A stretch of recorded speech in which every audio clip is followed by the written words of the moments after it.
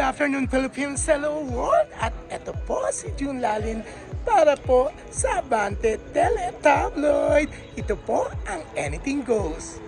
Travel, food, at chikahan, all in one. Sa Anything Goes with Jun Lalin. Yan, for this afternoon's episode, nandito po tayo sa Filipino-American Community of Los Angeles. Yan, nagkaroon po dito ng event kung saan ay bisita si Mr. Rick Caruso, kilalang philanthropist, businessman. Siya po yung owner ng The Grove, very famous, at yung Americana at the brand na mall sa Glendale. Yan. At syempre, nandito rin po si Josh, ang anak ni Kris Aquino, si Mr. Matranillo III, na dati pong aktor. Yan. At syempre, napakarami pa rin pong mga bisita like my friend Natalie Rosary, Mario, Miss Cora Oriel, at syempre, ang presidente po dito, si Miss Trinity Poliente. So, eto po, alam niyo po, i-honor dito si Miss Han. Siya po ang mother-in-law ni Hilda Coronel, Miss Priscilla Dulay Han. So, eto na po ang Anything Goes for today. Ayan, nandito po tayo sa FACLA event. Ikaw ang pihi niya. Kasama ko si Natalie. Ayan, ganda ni Natalie. Hindi po siya nagpa-makeup. Yan, si Mario. Tita Linda. Yan, syempre. Linda, Ranillo. Ikaw mo na po So, eto nga, nasa FACLA event tayo. Yan.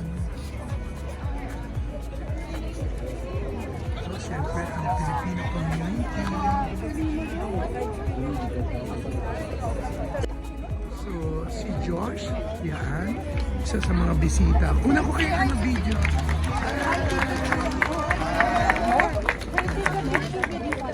Yan.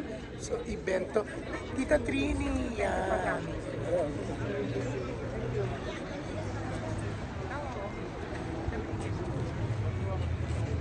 Daming tao sa event ng FACLA. So, yan. So, Christina Oriel of Bayani Pay.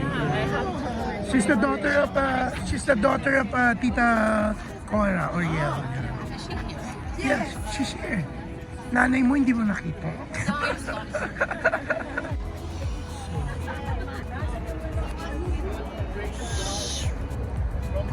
Life is gift, blessing.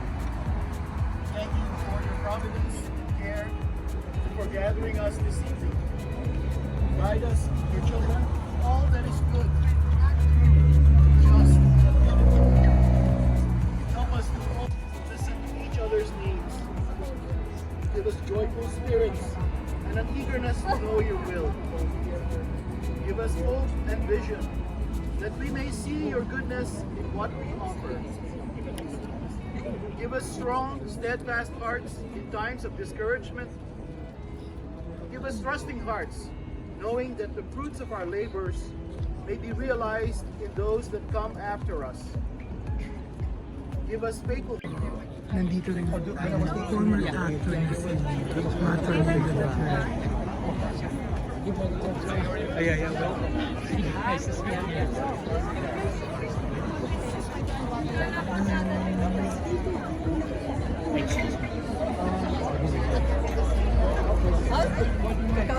Ikaw ang leader.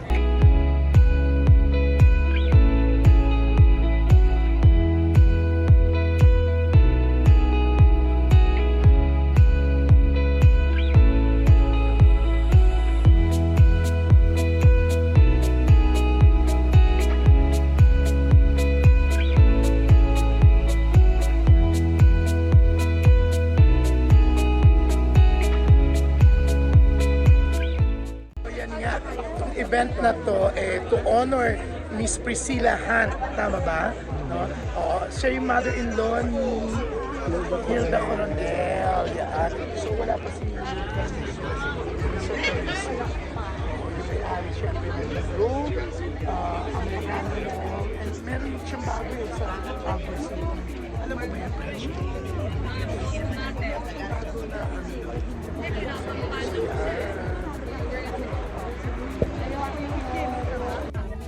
Yan.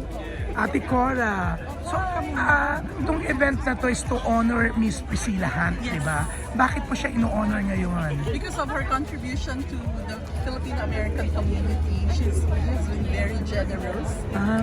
She's one of the leading entrepreneurs in our community, Yeah. and I don't think anybody to date has stopped her philanthropy. Yeah, oh. So, nag-donate na naman siya ng malaki, no? She gave a substantial amount Sa association po. to FACLA in order to rehab the place, bring it up to... Oo, kaya na iba, gumanda tong place, no? Kaya gumanda na siya.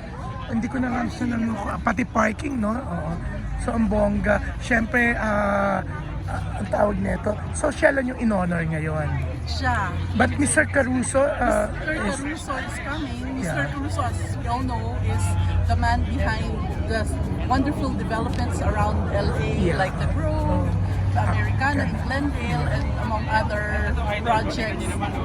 And we also have the owner of the hospital across the street, Miss Vicky Rowland. yeah, asan si Vicky Rawlins? She's inside.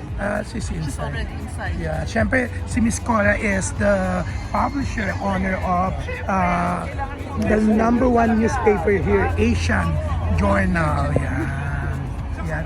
Ang bongga, no? Well attended ng mga Pinoys, di ba?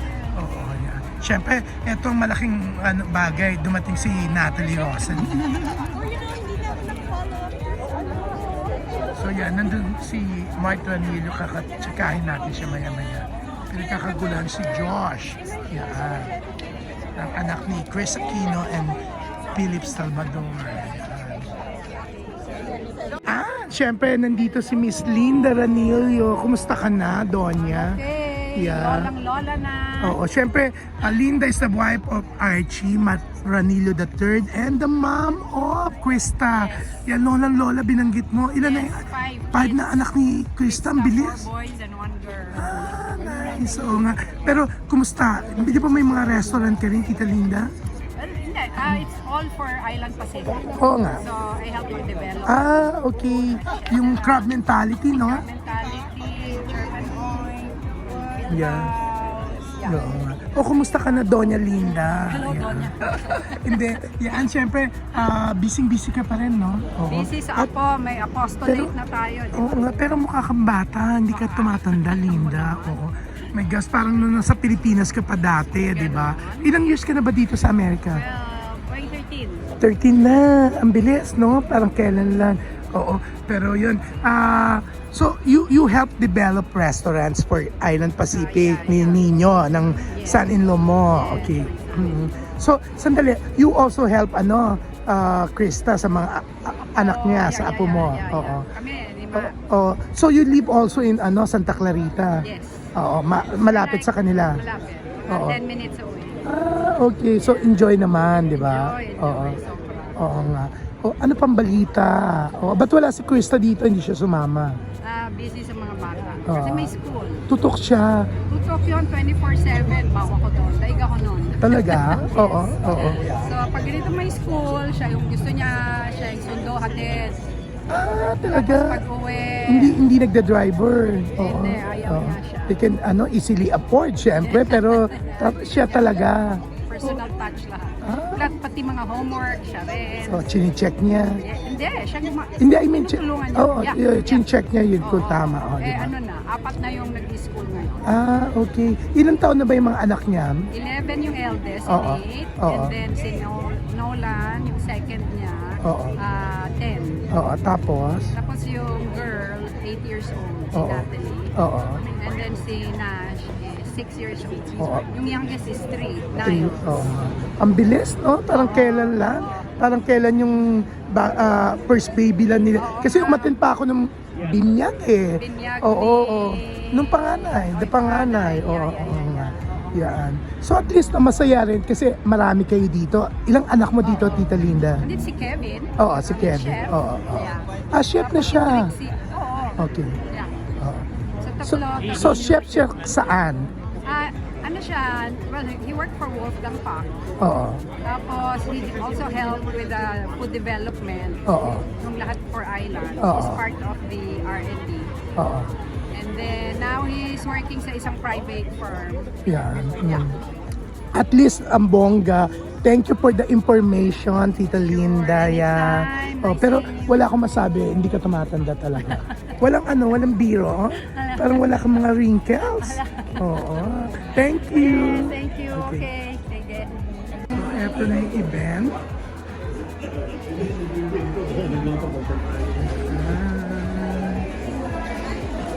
Alright, rolling in. Thank you, media. Thank you, everybody. Nandito si I John. know everybody is very excited. We are very thankful that everyone is here again. Good evening to a very special day for the end.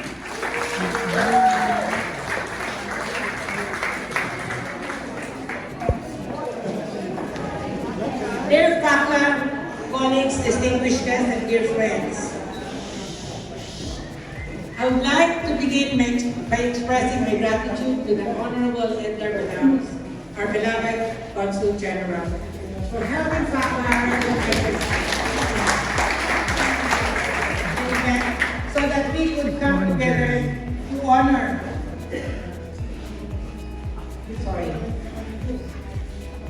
the accomplishments of women, whose commitment to the community and contribution have transformed the lives of many people in need. Mrs. Priscilla Hunt was demonstrated through her life and work, especially through the endless generosity that a woman of any age and status can make a difference. Not just a small difference, but a big and critical one. Personally, Mrs. Hunt has become my role model, and I have been very privileged to know her, look up to her as my mentor, and best of all her a friend. Mrs. Hunt was broken glass ceiling and paved the path to other women, and that includes myself, to follow her footsteps and become giver themselves. Mrs. Hunt, thank you for your incredible work and generosity. The world has much better became of you. Keep up the good work. Would also like to thank Mrs. Vicky Rollins, owner of Downtown LA Medical Center, our neighbor across the street, for joining us today at this event. And of course, the dashing Rick Caruso. Mr. Rick Caruso.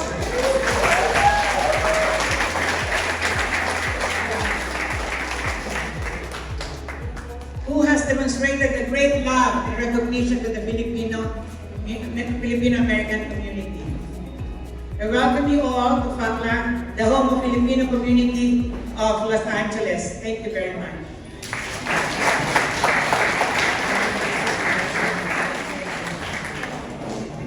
Thank you, sir. And whose family is behind the very successful Island Pacific supermarket chain to introduce our guest speaker. Good evening. Thank you, Ms. Beautiful. Good evening, everybody. My name is Matthew Helio. So, good evening, distinguished guests and friends.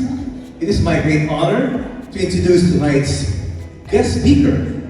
Even though he does not need any introductions, we all look up to him as the father of the Filipino-American community in Southern California.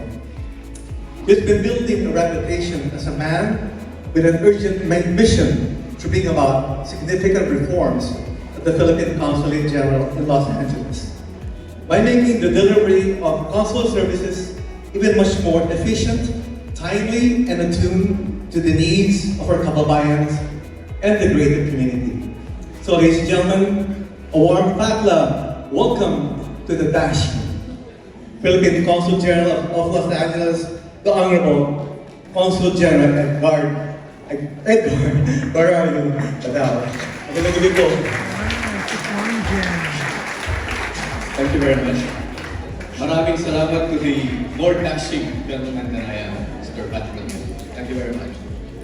Before anything else, I'd like to acknowledge the presence of Mr. Vic Maroso here, who took the time to reschedule to be with us tonight. Then we also acknowledge the presence of the person to whom this night is being offered in her honor. It's none other than Mrs. Priscilla Hunt. And we also thank Ms. Pretty Valiente, who for inviting me to tonight's celebration. Somebody once said that there are actually three types of people in the world. The first type are people who just watch things happen. So this would be what we call the fence sitters. The second type would be those who just wonder what happened. So ano nangyari? Just watching from the sidelines. So these would be the fence sitters. Some would be what Horace Soriano mentioned to me a while ago, bashers have nothing to do but, criticize other people, but they're not doing anything by themselves. And the third and most important type of people are those who make things happen. Yeah. And tonight, ladies and gentlemen, mga kababayan, we're just so privileged that we have tonight someone who makes things happen. Who doesn't just watch from the sidelines, who doesn't just think what is happening around her, around the world, but who has to make sure that something is indeed happening, or that something indeed takes place. And I'm referring to none other than Mrs. Priscilla Han. Mrs. Priscilla Han is to me the exemplar. She's the epitome of somebody who makes things happen.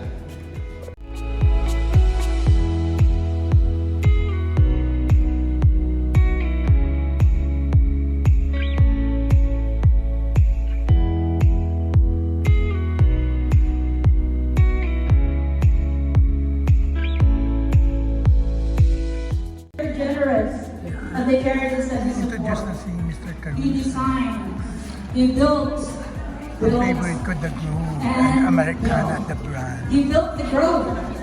We all go there to shop, right? There's Nordstrom, there's Zara, but it's never ending day-to-day sale, 75% off, right? Or you can take the trolley. Rick Caruso. Rick. Mr. Rick Caruso.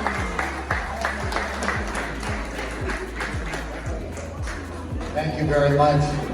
Thank you all for having me here. I could just say a few words. I wanted to stand here with these two incredible women, Priscilla and Trinity, who have meant so much to the Filipino community. And I want to congratulate you on your award tonight and for everything you've done for the Filipino community. God bless you. And I want to thank you for all you do for the Filipino community and the city of Los Angeles. Thank you for that. I'm going to be quick. I just want to tell you that I would be honored to have your support. I know there's many things that the Filipino community needs. You need to focus on more affordable housing. You need the government support on your small businesses. But you're the backbone of the city. You're the backbone of our healthcare system. You're the backbone of so many industries in Los Angeles. And I will be proud to stand with you. I will be proud to support you. I would be honored to be your mayor. And I will fight for you every day.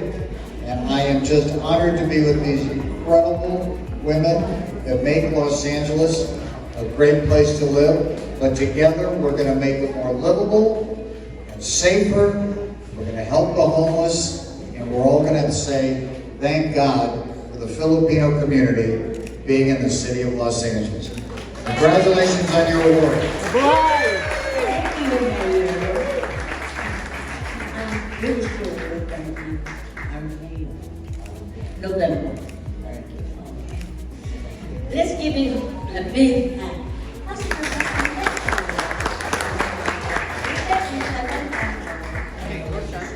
You gave me your card. So yan, pinagkakagulan si Mr. Caruso. Yan. Marami nagsusupport sa kanyang kandidatura. And strong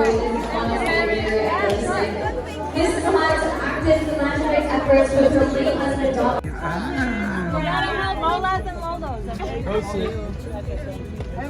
Pinagkakagulan si Mr. Rick Caruso. Ayan po ang Anything Goes natin. Alam nyo ha, ang sweet po ni Josh. Talaga naman, ang dami nagpapapicture sa kanya. Ang bongga, di ba? So ito po si Jun Lalin para sa Anything Goes. Dito po sa Abante Teletabloid. Maraming salamat. Hanggang sa susunod po muli. Bye for now. Travel, food, at chikahan, all in one. Sa Anything Goes with Jun Lalin.